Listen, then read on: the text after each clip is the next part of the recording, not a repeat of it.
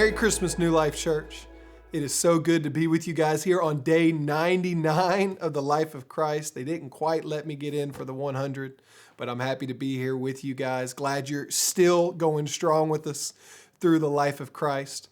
And that being said, I want to talk to you today out of Luke chapter 2, verse 25 through 35. If you don't know, this is the story about a man named Simeon. And Simeon was given the promise by God in verses 27 and 28 that he was going to meet the Messiah, Jesus Christ. And we don't know where he was in his age when he was given that promise, but we know he was in the latter part of his years when he finally got to meet Christ. And it was right when Jesus was being brought into the temple by Mary and Joseph. The first person that they meet is this man called Simeon. And I want you to read with me, if you would, verses 29 through 32, where you get to see the promise of God fulfilled in Simeon's life and the faith that he has when he experiences it. And in verse 29, it says, "Sovereign Lord, as you have promised, you now dismiss your servant in peace.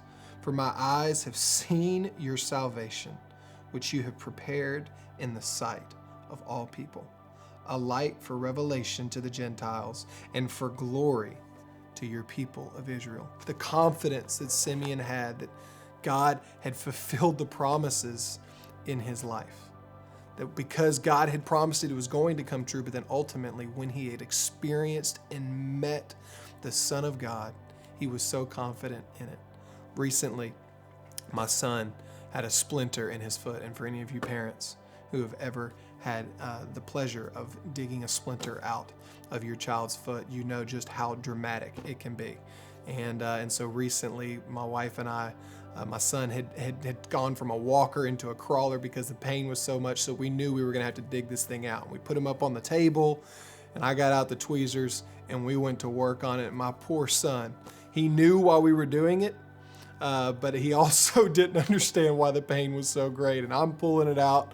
I'm crying, Katie's crying, Bo's crying, nothing's going well. Finally, I got that splinter out of his foot. And I told Bo, Daddy got it.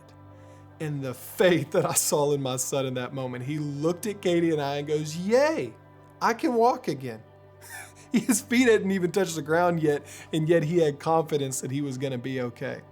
Sometimes I wish I could have that kind of faith in what my Father God tells me. Sometimes God tells me that everything's gonna be okay, and I read it in the Word, and I take a long time to actually develop that kind of faith. That's not what we see in Simeon. And I hope that's something that you and I can learn to possess as well. So what I would love to do is for us to know what did Simeon have that maybe we don't have that enabled him to be able to have that kind of faith. I think it all comes back to Luke chapter 2, verse 25. When it talks about the clarifications for Simeon. It says, "Now there was a man in Jerusalem called Simeon who was righteous and devout." That's what we are called to be. We're called to be righteous. We're called to be devoted to him. Righteousness is something that was a lot harder to earn back in the Old Covenant. Okay, this is following all 613 books or laws and commandments that were given to them. Okay, that was very complicated. Now we are given that same righteousness through Jesus. However, being devoted to him, that is something that you and I can do daily. So what I want to do is I want to challenge you. What are you doing to be devoted to Christ? How do you feel like you're doing in this area? Specifically the fathers that I'm talking to right here. How are you leading your family in devotion daily to God? Like if I went into your living room or into your household and sat around with your family and I asked your kids, "Hey, does your daddy love the Lord?" What would their answer be? Would they say yes in unison, or would they say maybe? If I asked them, "Where does your daddy go to pray?" Would they have an answer? Would they know? Are you exemplifying for them the way that somebody needs to follow the Lord, even their dad? Because I promise you, they want to see you do it. I can also promise you that your spouse wants to see you do it.